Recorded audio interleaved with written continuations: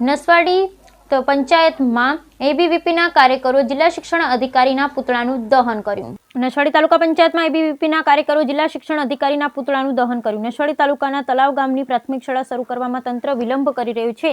નસવાડી તાલુકાના તલાવ ગામની પ્રાથમિક શાળા નવા સત્રનો પ્રારંભ શાળામાં 0 સંખ્યા બતાવી શિક્ષકે તાલુકા પ્રાથમિક શિક્ષણ અધિકારીને રિપોર્ટ કરતા તાલુકા પ્રાથમિક શિક્ષણ અધિકારી જિલ્લા શિક્ષણ અધિકારીને રિપોર્ટ કરતા રાજ્ય સરકારે 0 સંખ્યાવાળી શાળા બંધ કરવાનો આદેશ કરતા ગ્રામજનોને જાણ થતા ગ્રામજનો ચોંકી ઉઠ્યા હતા.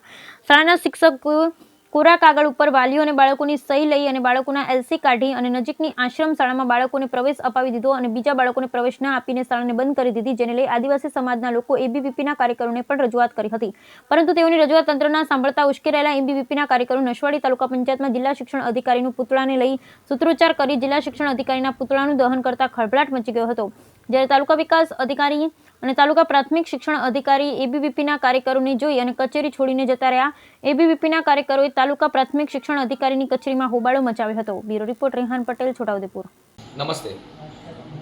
નસવાડી તાલુકાને તલાવ ગામની પ્રાથમિક શાળા જે પોતાના હિત માટે એક શિક્ષકે એ સ્કૂલ બંધ કરી દેવામાં આવી છે. ત્યાંના ગરીબ આદિવાસી વિદ્યાર્થીઓને વિદ્યા ન મળતા અમારા હાથમાં આ વિષય આવ્યો અને અમે છોટાઉદેપુર જિલ્લા શિક્ષણ અધિકારીને આ વિષયની રજૂઆત કરી અને એ વિષયમાં અમે લખ્યું હતું કે આ અમારું નિરાકરણ નહીં આવે તો અમે ઉગ્રમાંથી ઉગ્ર આંદોલન કરીશું અને અમને આનો જવાબ મળ્યો નથી. આરટી નિયમ 2009ના મફત અને ફરજિયાત શિક્ષણના નિયમનો ભંગ કરી આ શાળા બંધ કરેલ છે.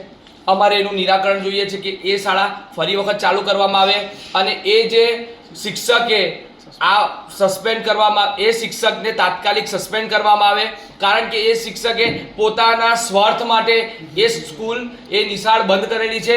તો અમને એનો જવાબ આપવામાં આવે. આજે અમે ઉગ્રમાંથી ઉગ્ર રજૂઆત કરવા માટે નસવાડી તાલુકા પંચાયતમાં આવ્યા છે. અમે શિક્ષણ અધિકારીનું પુતળાનું દહન કર્યું છે અને હજુ પણ અમારી માંગ સ્વીકારવામાં નહીં આવે તો આનાથી પણ ઉગ્રમાં ઉગ્ર રજૂઆત કરવામાં આવશે અને એ શિક્ષણ અધિકારીને તાત્કાલિક સસ્પેન્ડ કરવામાં આવે એ વિદ્યાર્થી પરિષદની રજૂઆત છે. બોલો ભારત માતા કી જય.